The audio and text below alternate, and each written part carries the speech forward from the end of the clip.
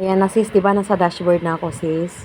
Tingnan mo lang yung followers mo sis, ganyan. Tingnan mo lang kung sino yung gusto mong i-block dyan. Then, or tingnan mo dito. Ako, tingnan ko yung sample. Ito, try ko to. Pindutin mo lang yan. Tapos yan. Ayan, unfollow. Tapos, pindutin mo. Tapos, blacklist. Ayan. Hindi na yan siya makakasunod sa'yo, sis. Tapos, hindi rin siya makapasok sa panel mo. Ganyan. Ganyan lang yung gagawin mo. Naka-blacklist na yan.